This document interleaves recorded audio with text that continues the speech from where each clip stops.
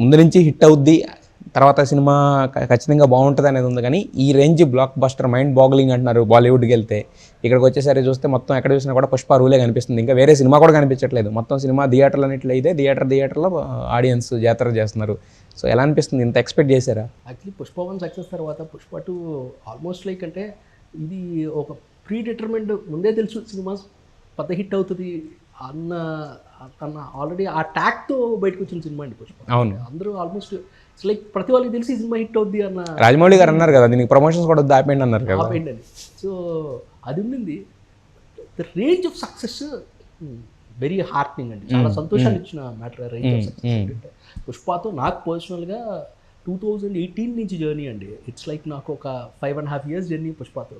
అంటే 5.5 ఏళ్ళని మీకు? అంటే అల్లు అర్జున్ గారికి 5 ఏళ్ళు ఉంది కదా. అవునండి, అవును. మీకు ఆల్మోస్ట్ 7 years పైన అనుకుంటా. నా 2018 సార్. 18 అంటే 6 years. 6 years journey. 6 years journey అండి సినిమాతో. సో పుష్ప 2తో ఆల్మోస్ట్ 3 years జర్నీ. అంత జర్నీ, ఆ చిన్న ఎఫర్ట్, అంత ప్రెషర్, అంత తర్వాత వచ్చే సక్సెస్ చాలా సంతోషమైన సక్సెస్ ఇది. వెరీ హ్యాపీ అండి, వెరీ హ్యాపీ అబౌట్. అయితే ఈరోజు లేటెస్ట్గా చూసుకుంటే బాలీవుడ్లో నెంబర్ 1 పొజిషన్లోకి వెళ్ళిపోయింది. జవాన్ కూడా క్రాస్ చేసింది. నాన్ హాలిడే రోజున 70+ crores అనేది అసలు అంటే ఎవరు నమ్మలేకుండా ఉంది ఈ రికార్డ్ అనేది చూస్తే కనుక. సో మరి బాలీవుడ్కి సినిమా అంటే ఫస్ట్ పార్ట్ అప్పుడు బాలీవుడ్ని మీరు కాన్సన్ట్రేట్ చేయలేదు, అసలు కాయినింగ్ కూడా చేయలేదు, ఓన్లీ తెలుగు అనుకుని చేశారు. బట్ అన్ఎక్స్పెక్టెడ్గా హిట్ అయింది అక్కడ.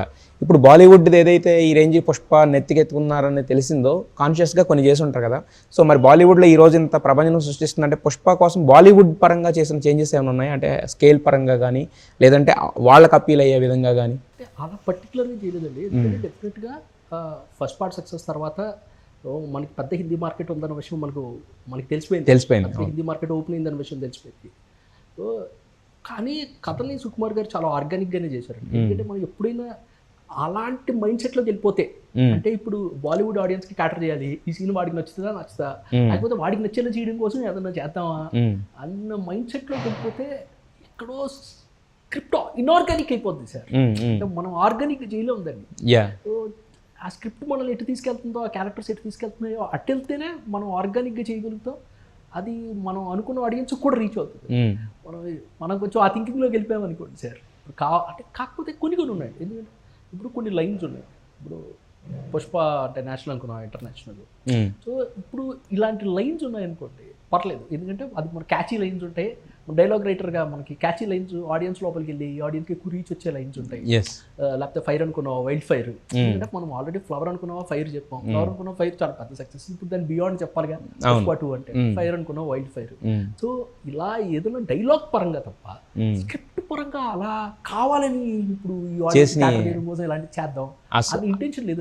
సూపర్ గా వాళ్ళు చేయరు. ఆయన బేసిక్ ఏంటంటే వెరీ ఆర్గానిక్ వే ఆఫ్ ఇదిలో చేస్తాం, క్రియేటింగ్ స్క్రిప్ట్ కదా.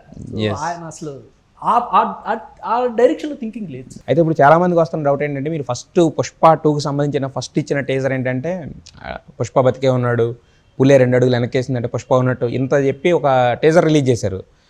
అంటే ఇంకా మేము ఏదో వేరే ఊహించుకున్నాం. బట్ కాకపోతే ఏంటంటే సినిమాలు చూస్తే ఆ డైలాగులు కానీ ఆ సీన్ కానీ ఒక ఫ్రేమ్ కూడా లేదు. అంటే ఏంటి, మొత్తం కథ ఏమన్నా మార్చేశారా లేకపోతే అది ఏంటిది, అది ఏం జరిగింది? కథ మార్చడం ఏం జరగలేదు సార్. యాక్చువల్లీ మీకు అందరికి తెలుసు కదా, పుష్ప 1 చేద్దాం అనుకున్నప్పుడు పుష్ప 1 ఒక సినిమాతో ఫినిష్ చేద్దాం అన్నదే ఇంటెన్షన్. అవును.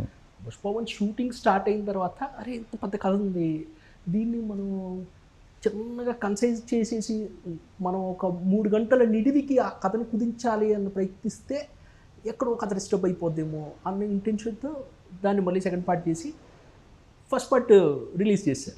సో సెకండ్ పార్ట్ కథ ఆల్రెడీ ఉంది. సెకండ్ పార్ట్ ఫస్ట్ పార్ట్ అయ్యేసరికి బేస్ లైన్ ఉంది స్టోరీ చాలా వరకు. సెకండ్ పార్ట్ కథ రెడీగా ఉంది. సెకండ్ పార్ట్ కథ అంతా రెడీగా ఉంది కాబట్టి ఫస్ట్ గ్లిమ్స్, సెకండ్ పార్ట్కి గ్లిమ్స్ రిలీజ్ చేసినప్పుడు ఆ కథలోని ఒక ఇంట్రెస్టింగ్ ఎలిమెంట్ని గ్లిమ్స్గా రిలీజ్ చేశారు. ఇప్పుడు సెకండ్ పార్ట్ షూట్ స్టార్ట్ చేసిన తర్వాత అగైన్ కథ ఎవాల్వ్ అవుతూ వెళ్ళేసరికి అగైన్ ఈ కథ నిడివి పెరిగిపోయింది.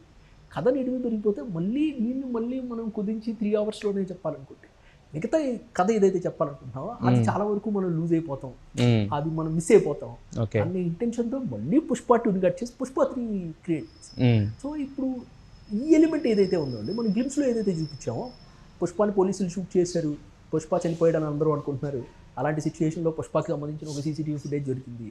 ఈ పార్ట్ ఏదైతే ఉందో ఇది మనం థర్డ్ పార్ట్కి వెళ్ళిపోయింది సార్. ర్యాంపేజ్లో ఉంది, కథలో ఉంది, యాజ్ టీజ్గా కథలో మనకి మన మన కథ నెక్స్ట్ పార్ట్కి వెళ్ళేసరికి, థర్డ్ పార్ట్కి వెళ్ళేసరికి కథలో ఈ ఎలిమెంట్ వస్తుంది మనకి. ఎస్. కాకపోతే కథ నిడివి కారణంగా దాన్ని అక్కడ కట్ చేయడంతో థర్డ్ పార్ట్ పార్ట్కి అంటే మీరు చెప్పిన దాని ప్రకారం ఇప్పుడు అంటే ఇది ఆల్రెడీ థర్డ్ పార్ట్కి సంబంధించిన కొంత పార్ట్ కూడా షూట్ అయ్యి ఉందంటే అసలు ఎంతవరకు అంటే థర్డ్ పార్ట్కి సంబంధించి ఏమైనా షూటింగ్ జరిగిందా లేకపోతే ఎంతవరకు ఉంది మీ దగ్గర కథ? థర్డ్ పార్ట్కి సంబంధించి షూటింగ్ జరగలేదు అంటే మరి ఇది కానీ అంటే ఇది ఇప్పుడు మీ థర్డ్ ఏంటంటే గ్లిమ్స్ రిలీజ్ చేయడం కోసం మనం ఆ పార్ట్ షూట్ చేశారా? ఓకే, గ్లిమ్స్ కోసం ఆ పార్ట్ ఓకే, ఓకే. బట్ ఆ గ్లిమ్స్ కోసం ఏ పార్ట్ షూట్ చేసామో అది very much part of the stories. ఊరికే ఏదో గ్లిమ్స్ కోసం మనం హైప్ క్రియేట్ చేయడం కోసం చేసిన ఎలిమెంట్ కాదు, కథలో ఎలిమెంట్ ఉంది. బట్ ఆ ఎలిమెంట్ ని సెకండ్ పార్ట్ లో చూపించలేకపోయాం. థర్డ్ పార్ట్ కి అది పుష్ అయిపోయింది కథని.